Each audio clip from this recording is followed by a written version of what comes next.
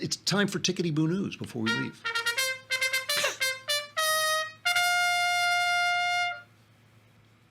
All right, I was going to do a long story about the Russian scandal. There's a new story in The Hill today about the fact that before the Obama administration approved a controversial deal in 2010 giving Moscow control of a large swath of American uranium, the FBI had gathered substantial evidence that Russian nuclear industry officials were engaged in bribery, kickbacks, extortion, and money laundering designed to grow Vladimir Putin's atomic energy business inside the United States, according to government documents and interviews. Great story on The Hill. You should look it up. We want to see that. But I just want to point out, Tickety-Boo News is about ways to read the news.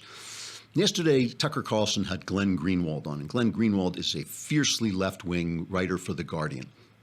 And they were talking about the latest Russian story, which has turned out to be nothing, which was that the Russians hacked some of our voting machines. And this got big headlines and then again turned out to be untrue.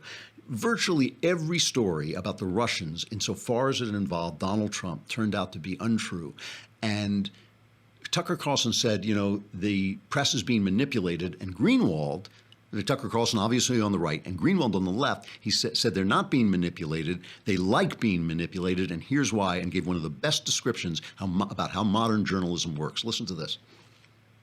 Over and over, they publish really inflammatory stories that turn out to be totally false. And what happens in those cases? Nothing. They get enormous benefits when they publish recklessly. They get applause on social media from their peers. They get zillions of retweets, huge amounts of traffic. They end up on TV. They get applauded across the spectrum because people are so giddy and eager to hear more about this Russia and Trump story. And when their stories get completely debunked, it just kind of everybody agrees to ignore it, and everyone moves on and they pay no price. At the same time, they're feeding and pleasing their sources by publishing these stories that their sources want them to publish.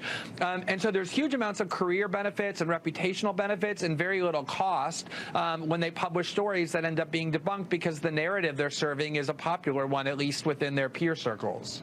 Well, that's good for Glenn Greenwald. I mean, he is an actual left-wing journalist. He's left-wing, but he is an actual journalist, and he doesn't like seeing his profession being degraded, which is being. And part of it is because of this niche culture we're living in, where we all sort of stay in the same news. I often joke that some of these apps that curate the news for you, I start out reading conservative news, and finally they start feeding me back articles I wrote. So I'm literally talking to myself.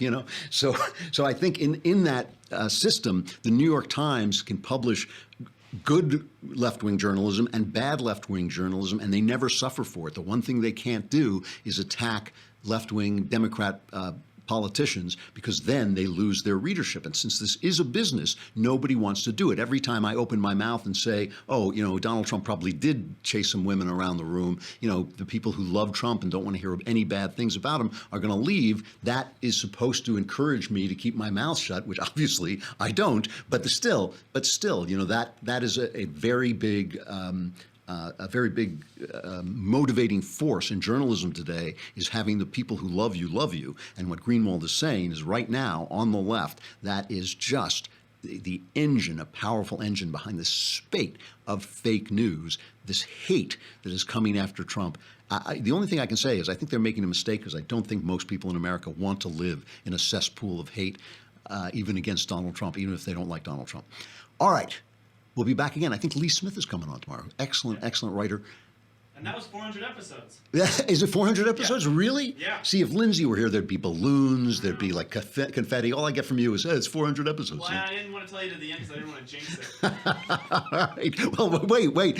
That was this 400 or tomorrow? This is 400. This is 400. Happy 400th episode. Wow. We've come a long way. Yeah. We started out in Jeremy Boring's pool house, right? Doing 5, 10, 15-minute podcasts. And now we're still in Jeremy And now, Boring's pool house. but he just keeps building it up. It's building it up. All right, I'm going to go swimming, but I'm Andrew Klavan. This is the Andrew Klavan Show. We will see you again tomorrow.